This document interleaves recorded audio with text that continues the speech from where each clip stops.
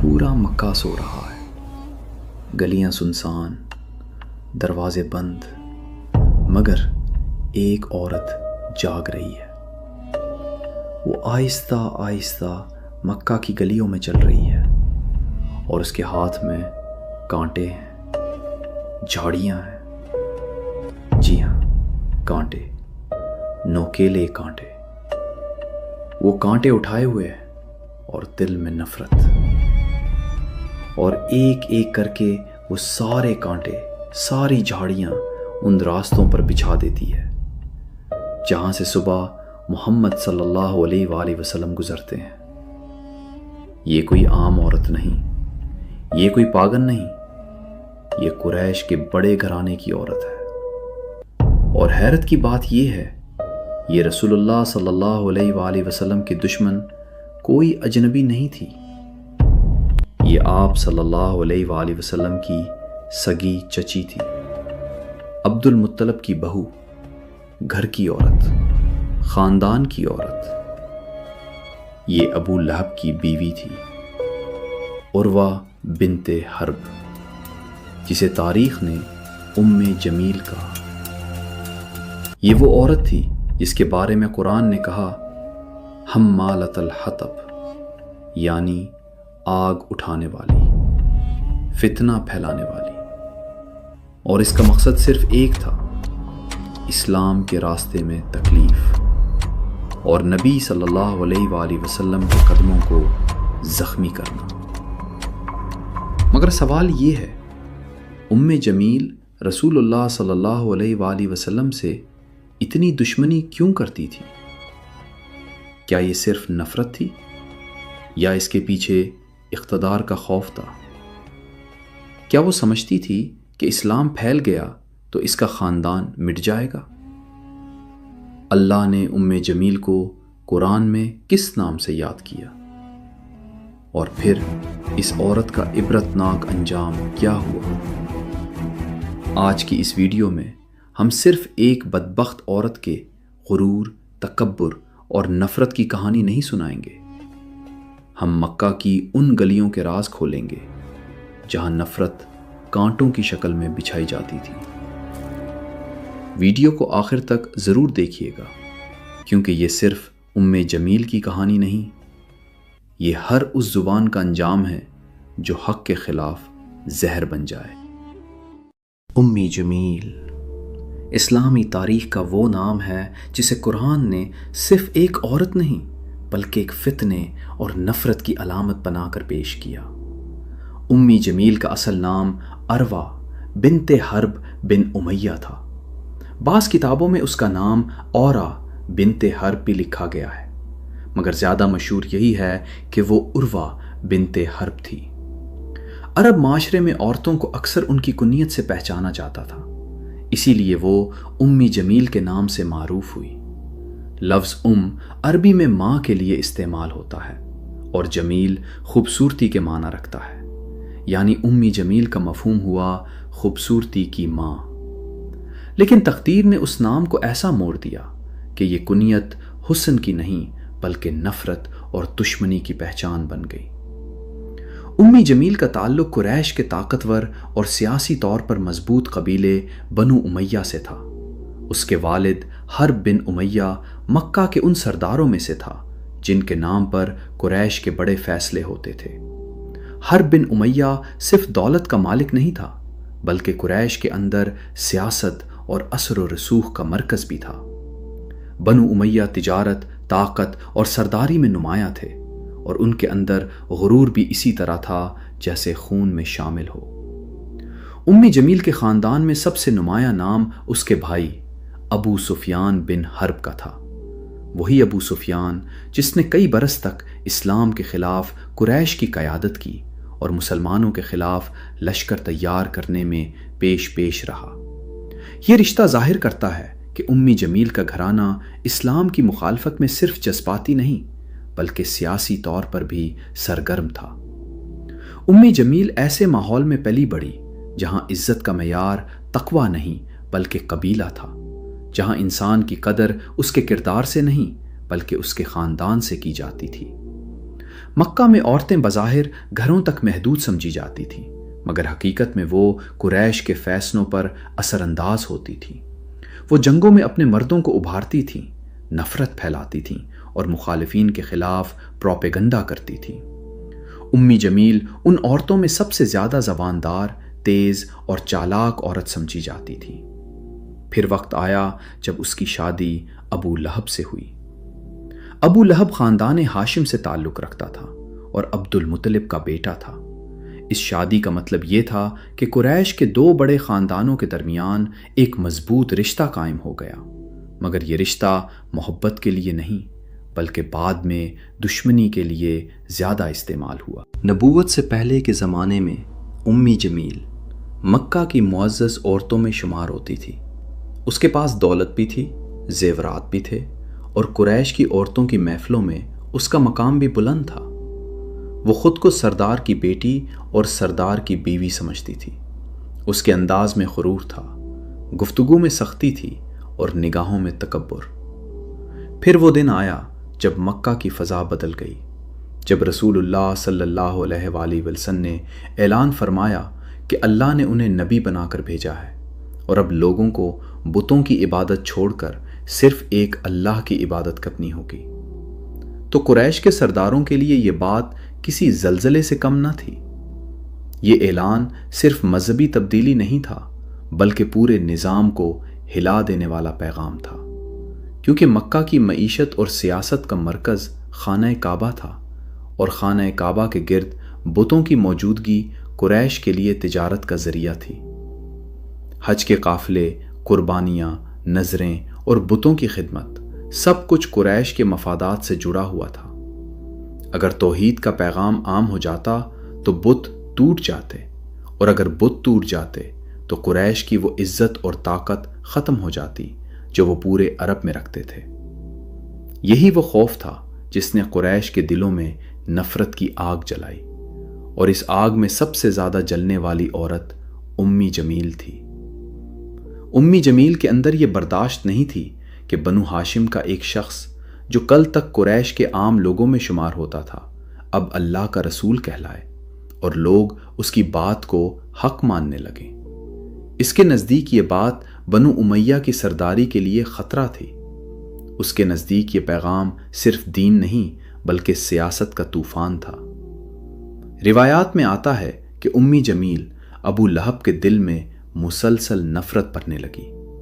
وہ ابو لہب کو کہتی کہ اگر محمد صلی اللہ علیہ وآلہ وسلم کی دعوت کامیاب ہو گئی تو تمہاری عزت ختم ہو جائے گی، تمہارا اثر ختم ہو جائے گا اور قریش کے بڑے خاندانوں کا نام مٹ جائے گا۔ اس نے ابو لہب کی انا کو جگایا اور اسے یہ احساس دلایا کہ یہ دعوت صرف مذہب نہیں بلکہ تمہاری سرداری پر حملہ ہے۔ ابو لہب کے اندر پہلے ہی غرور اور حسد موجود تھا۔ امی جمیل نے اسی حسد کو ہوا دی۔ اس طرح یہ دشمنی صرف ابو لہب کی نہیں رہی بلکہ ایک مکمل گھرانے کی جنگ بن گئی۔ امی جمیل نے مخالفت کا آغاز صرف زبان سے نہیں کیا بلکہ عمل سے بھی کیا۔ روایات میں آتا ہے کہ وہ رات کے وقت کانٹوں بھری جھاڑیاں جمع کرتی، انہیں اپنے ہاتھوں سے اٹھا کر لاتی اور رسول اللہ صلی اللہ علیہ وآلہ وسلم کے راستے میں بچھا دیتی۔ یہ وہی راستہ تھا جہاں سے حضور صلی اللہ علیہ وآلہ وسلم گزرتے تھے۔ اس کا مقصد یہ تھا کہ آپ کے قدم مبارک زخمی ہوں اور آپ کو تکلیف پہنچے۔ ابو لہب کا گھر رسول اللہ صلی اللہ علیہ وآلہ وسلم کے گھر کے بالکل قریب تھا اور بعض روایات کے مطابق دیوار سے جڑا ہوا تھا۔ اسی وجہ سے امی جمیل کو یہ موقع ملتا تھا کہ وہ رات کو کانٹے اور گندگی حضور صلی اللہ علیہ وسلم کے راستے میں ڈال دیتی تھی۔ یہی وجہ ہے کہ قرآن نے اسے حمالۃ الحطب کہا، یعنی لکڑیاں اٹھانے والی عورت۔ لیکن بعض مفسرین نے لکھا ہے کہ یہاں لکڑیوں سے مراد صرف کانٹے نہیں بلکہ وہ نفرت اور فتنہ ہے جو وہ لوگوں کے دلوں میں ڈالتی تھی، یعنی وہ فساد کی آگ کے لیے ایندھن اکٹھا کرتی تھی۔ امی جمیل کی شخصیت میں ایک اور چیز بہت نمایاں تھی اور وہ تھا اس کا غرور۔ امی جمیل کے گلے میں ہمیشہ ایک خاص قیمتی ہار ہوتا تھا۔ وہ اس ہار کو اپنی شان سمجھتی تھی اور قریش کی عورتوں کی محفلوں میں فخر کے ساتھ اسے پہن کر بیٹھتی تھی۔ اس ہار کے ذریعے وہ اپنی دولت، اپنے خاندان کی حیثیت اور اپنی سرداری کا رعب دکھاتی تھی۔ امی جمیل اپنے اسی ہار پر فخر کرتے ہوئے کہا کرتی تھی، اگر ضرورت پڑی تو میں اسے بیچ کر محمد صلی اللہ علیہ وآلہ وسلم کے خلاف استعمال کروں گی۔ یہ جملہ صرف ایک عورت کی ضد نہیں تھا، یہ اعلان تھا کہ وہ اپنی دولت کو بھی حق کے خلاف لگانے کے لیے تیار ہے۔ یہ اعلان تھا کہ اس کے دل میں ایمان کی روشنی نہیں بلکہ نفرت کی تاریکی ہے۔ مگر اللہ تعالیٰ نے اسی گردن کے لیے فیصلہ سنا دیا جس پر وہ ہار پہن کر فخر کرتی تھی۔ قرآن نے فرمایا، فی جیدہا حبل من مسد، یعنی اس کی گردن میں مونج کی رسی ہوگی۔ یہ وہی گردن تھی جس پر وہ قیمتی زیور لٹکاتی تھی، مگر اللہ تعالیٰ نے اسی گردن میں وہ توق ڈالنے کا اعلان فرمایا جس سے شیطان بھی پناہ مانگتا ہوگا، اور وہ دوزخ میں لکڑیاں اٹھائے گی۔ یوں جس ہار کو وہ دنیا میں عزت سمجھتی تھی، وہی چیز اس کے لیے آخرت میں ذلت کی رسی اور رسوائی کا پھندا بن جائے گی۔ امی جمیل مکہ کی عورتوں کی محفلوں میں بیٹھتی اور اسلام کے خلاف باتیں کرتی۔ وہ کہتی، محمد ہمارے دین کو توڑ رہے ہیں، ہمارے گھروں میں فساد ڈال رہے ہیں، خاندانوں کو الگ کر رہے ہیں۔ یہ الفاظ عام باتیں نہیں تھیں، یہ وہ جملے تھے جو ذہنوں میں شک پیدا کرتے تھے۔ وہ چاہتی تھی کہ مکہ کی عورتیں اپنے شوہروں کو اسلام کے خلاف بھڑکائیں، اور یہ بات حقیقت ہے کہ عرب میں عورت اگر کسی مرد کو جنگ پر آمادہ کر دے تو وہ مرد جان دے دیتا ہے۔ اسی لیے امی جمیل کا کردار صرف ایک دشمن عورت کا نہیں بلکہ ایک ذہنی جنگ لڑنے والی عورت کا تھا۔ جب رسول اللہ صلی اللہ علیہ وآلہ وسلم قریش کے لوگوں کو دعوت دیتے تو امی جمیل بعض اوقات اپنے شوہر کے ساتھ وہاں پہنچ جاتی۔ روایات میں آتا ہے کہ وہ لوگوں کو کہتی، اس کی بات نہ سنو، یہ تمہیں تمہارے دین سے ہٹانا چاہتا ہے۔ وہ اپنے الفاظ سے لوگوں کے دلوں میں نفرت ڈالتے ہوئے خوش ہوتی۔ اسے یہ احساس تھا کہ اگر وہ لوگوں کو روکنے میں کامیاب ہو گئی تو محمد صلی اللہ علیہ وآلہ وسلم کی دعوت کمزور ہو جائے گی۔ پھر وہ دن آیا جب رسول اللہ صلی اللہ علیہ وآلہ وسلم نے کوہ صفا پر کھڑے ہو کر قریش کو بلایا۔ آپ نے قریش کو توحید کی دعوت دی اور آخرت کے عذاب سے ڈرایا۔ اس موقع پر ابو لہب نے گستاخانہ الفاظ کہے جن کا ذکر روایات میں ملتا ہے۔ ابو لہب کی تفصیلی ویڈیو اور اس کے عبرتناک انجام کی مکمل داستان کا لنک ڈسکرپشن میں موجود ہے، ضرور دیکھیں۔ ابو لہب کی اسی گستاخی کے جواب میں اللہ تعالیٰ نے سورۃ المسد نازل فرمائی، تبت یدا ابی لہب و تب۔ ابو لہب کے دونوں ہاتھ ٹوٹ گئے اور وہ خود ہلاک ہو گیا۔ اور پھر اللہ تعالیٰ نے فرمایا، وامرأتہ حمالۃ الحطب، یعنی اس کی بیوی جو لکڑیاں اٹھانے والی ہے۔ اور پھر فرمایا، فی جیدہا حبل من مسد، یعنی اس کی گردن میں مونج کی رسی ہوگی۔ یہ صورت مکہ میں پھیلی تو قریش میں ہلچل مچ گئی، کیونکہ اب یہ صرف محمد صلی اللہ علیہ وآلہ وسلم کی بات نہیں تھی بلکہ قرآن کا اعلان تھا، اور قرآن کے اعلان نے ابو لہب اور امی جمیل کو ہمیشہ کے لیے بے نقاب کر دیا تھا۔ ابو بکر صدیق رضی اللہ عنہما کی صاحبزادی اسماء بنت ابو بکر کا بیان ہے کہ جب امی جمیل نے یہ سورت سنی تو وہ پاگلوں کی طرح غصے میں آ گئی۔ اس نے پتھر اٹھایا اور حرم کی طرف نکل پڑی۔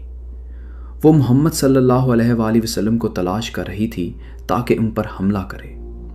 اس وقت رسول اللہ صلی اللہ علیہ وآلہ وسلم حرم میں تشریف فرما تھے اور حضرت ابو بکر صدیق رضی اللہ عنہ بھی موجود تھے۔ حضرت ابو بکر رضی اللہ عنہ نے امی جمیل کو آتے دیکھا تو گھبرا گئے اور عرض کیا کہ یا رسول اللہ، یہ عورت غصے میں ہے، مجھے خوف ہے کہ کہیں گستاخی نہ کرے۔ لیکن حضور صلی اللہ علیہ وآلہ وسلم نے فرمایا، فکر نہ کرو، وہ مجھے نہیں دیکھ سکے گی۔ روایات میں آتا ہے کہ حضور صلی اللہ علیہ وآلہ وسلم قرآن کی تلاوت میں مشغول ہو گئے۔ امی جمیل قریب آئی، مگر اللہ تعالیٰ نے اس کی آنکھوں پر پردہ ڈال دیا۔ وہ حضور صلی اللہ علیہ وآلہ وسلم کو دیکھ ہی نہ سکی۔ وہ سیدھا حضرت ابو بکر رضی اللہ عنہ کے پاس آئی اور کہا، تمہارا ساتھی کہاں ہے؟ اس نے میری توہین کی ہے۔ حضرت ابو بکر رضی اللہ عنہ نے جواب دیا، اس گھر کے رب کی قسم، میرے ساتھی نے تمہاری توہین نہیں کی۔ یہ جواب حقیقت پر مبنی تھا، کیونکہ حضور صلی اللہ علیہ وآلہ وسلم نے اپنی طرف سے کچھ نہیں کہا تھا، یہ اللہ کا کلام تھا اور اللہ ہی نے اس عورت کی حقیقت کھول دی تھی۔ امی جمیل غصے میں بڑبڑاتی ہوئی واپس چلی گئی۔ وہ کہتی جاتی تھی، قریش جانتے ہیں کہ میں سردار کی بیٹی ہوں، مگر وہ یہ نہیں جانتی تھی کہ سرداری کا دعویٰ اللہ کے فیصلے کو نہیں بدل سکتا۔ امی جمیل کے کردار کا ایک اور پہلو وہ تھا جو رسول اللہ صلی اللہ علیہ وآلہ وسلم کی بیٹیوں کے معاملے میں سامنے آیا۔ اعلان نبوت سے پہلے رسول اللہ صلی اللہ علیہ وآلہ وسلم کی دو بیٹیاں سیدہ رقیہ رضی اللہ عنہا اور سیدہ ام کلثوم رضی اللہ عنہا ابو لہب کے بیٹوں کے نکاح میں تھیں یا منسوب تھیں۔ روایات میں یہ بھی ملتا ہے کہ رخصتی نہیں ہوئی تھی۔ جب نبوت کا اعلان ہوا تو ابو لہب اور امی جمیل نے فیصلہ کیا کہ محمد صلی اللہ علیہ وآلہ وسلم کو گھر کے اندر سے دکھ پہنچایا جائے۔ چنانچہ انہوں نے اپنے بیٹوں کو حکم دیا کہ وہ حضور صلی اللہ علیہ وآلہ وسلم کی بیٹیوں کو طلاق دے دیں۔ یہ فیصلہ صرف نفرت کا نہیں بلکہ قریش کے لیے ایک پیغام تھا کہ ابو لہب اور امی جمیل اب محمد صلی اللہ علیہ وآلہ وسلم کے خاندان سے کسی قسم کا تعلق نہیں رکھنا چاہتے۔ وہ چاہتے تھے کہ لوگ دیکھیں کہ محمد صلی اللہ علیہ وآلہ وسلم کا قریبی رشتہ دار بھی ان کے خلاف ہے۔ اس واقعے کے بعد مکہ کے اندر یہ بات اور زیادہ مشہور ہو گئی کہ ابو لہب اور اس کی بیوی محمد صلی اللہ علیہ وآلہ وسلم کے سب سے بڑے دشمن ہیں، اور امی جمیل اسی بات کو اپنی کامیابی سمجھتی تھی۔ روایات میں آتا ہے کہ وہ عورتوں میں بیٹھ کر فخر سے کہتی کہ ہم نے محمد صلی اللہ علیہ وآلہ وسلم کے گھر کو توڑ دیا ہے، ہم نے انہیں دکھ پہنچایا ہے۔ وہ اس ظلم کو بہادری سمجھتی تھی، مگر یہ وہ وقت تھا جب اسلام کی دعوت دبنے کے بجائے اور پھیل رہی تھی۔ جب مسلمان کمزور تھے تو قریش نے انہیں شعب ابی طالب میں محصور کر دیا۔ یہ وہ دور تھا جسے تاریخ میں مقاطعہ کا دور کہا جاتا ہے۔ مکہ کے سرداروں نے فیصلہ کیا کہ بنو ہاشم اور بنو عبد المطلب سے کوئی تجارت نہیں کرے گا، کوئی شادی نہیں کرے گا، کوئی بات نہیں کرے گا، حتیٰ کہ انہیں کھانا اور پانی بھی نہیں ملے گا۔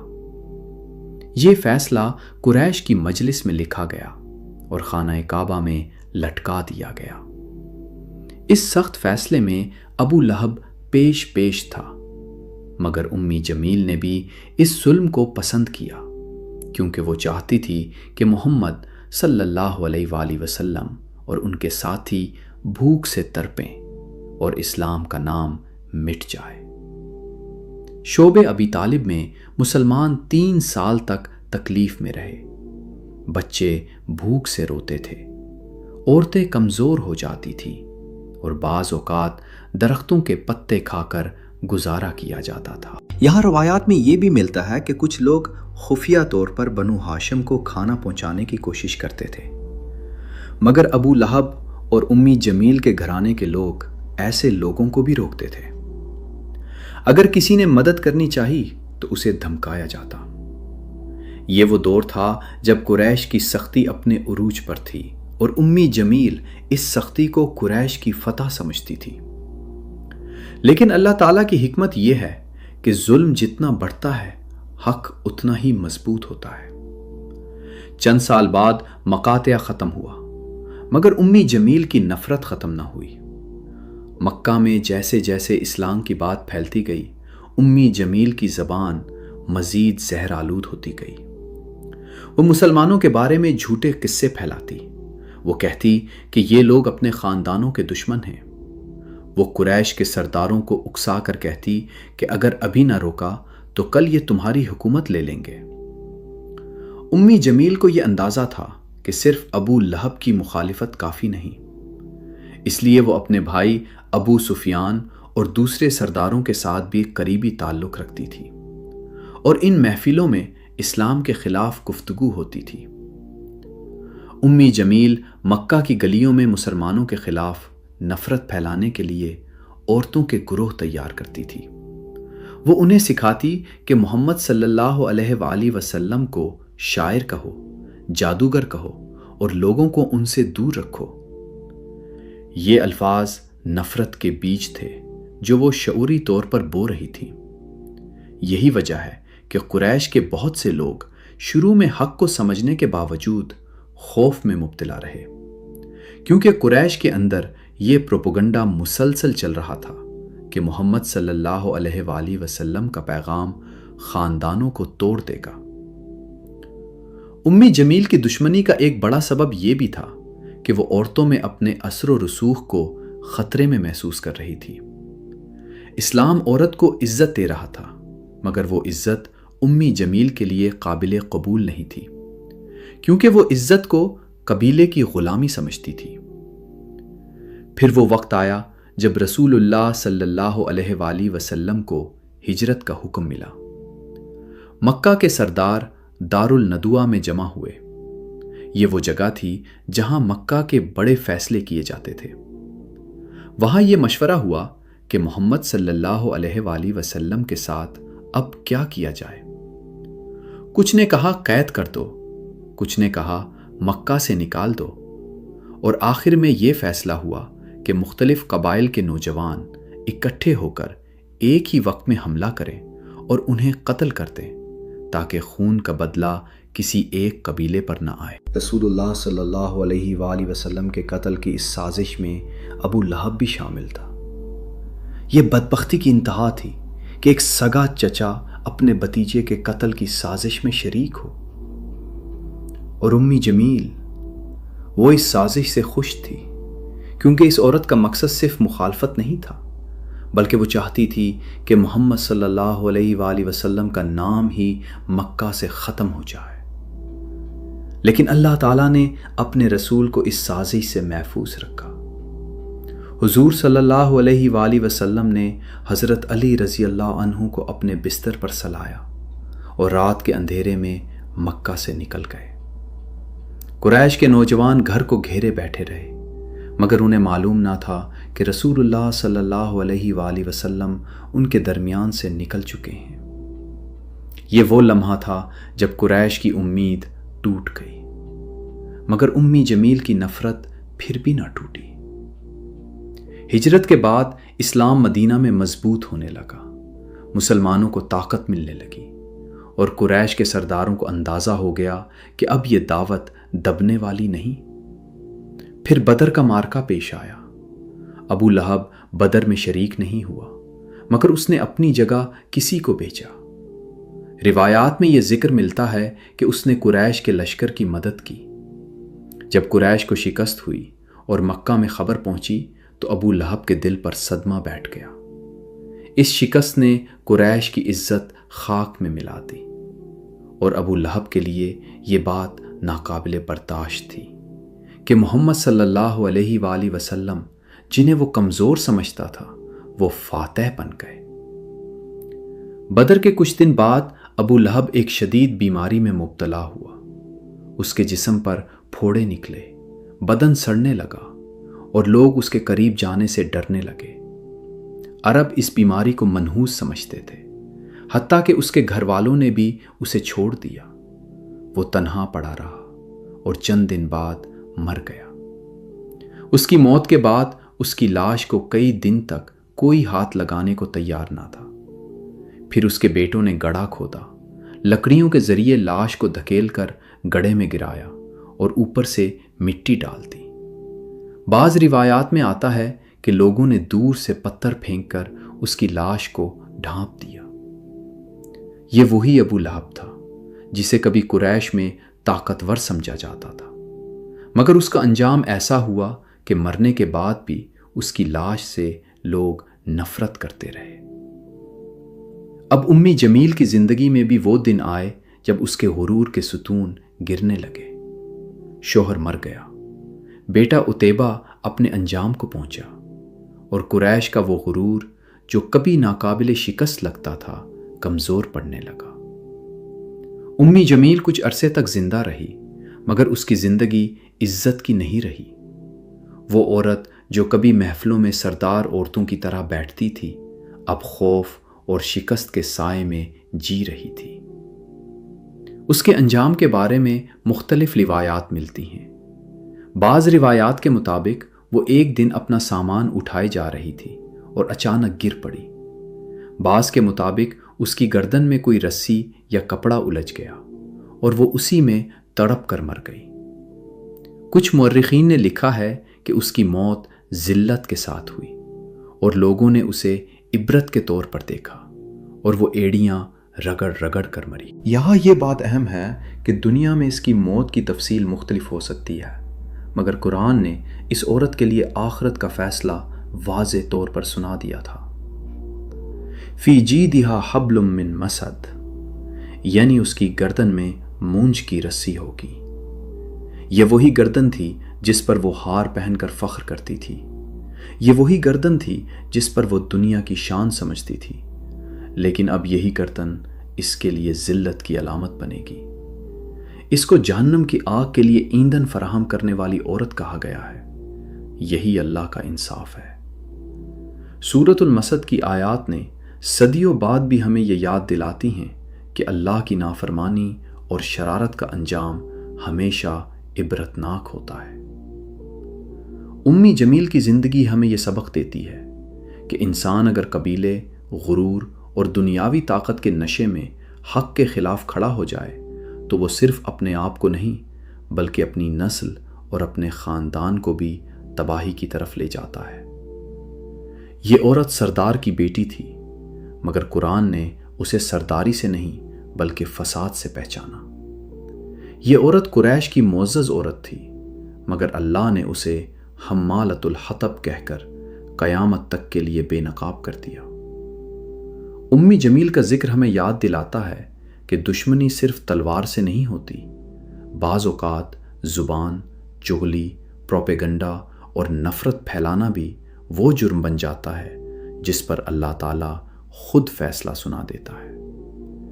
یہی وجہ ہے کہ امی جمیل کا نام آج بھی جب لیا جاتا ہے تو عزت کے لیے نہیں بلکہ عبرت کے لیے لیا جاتا ہے۔ یہ کہانی ہمیں دعوت دیتی ہے کہ ہم اپنی زبان، اپنے عمل اور اپنے ارادے کو پاک رکھیں۔ کسی کے لیے نفرت پیدا کرنا، حق کے راستے میں رکاوٹ بننا اور اللہ کے دین کے خلاف سازش کرنا انسان کو ایسی رسوائی میں مبتلا کر دیتا ہے کہ صدیوں بعد بھی اس کا نام نفرت کے ساتھ لیا جاتا ہے۔ ابو لہب اور امی جمیل دونوں کی زندگی اس بات کی دلیل ہے کہ انسان اگر حق کے مقابل کھڑا ہو جائے تو نہ اس کا خاندان بچتا ہے، نہ اس کی دولت، نہ اس کی سرداری اور نہ اس کا غرور۔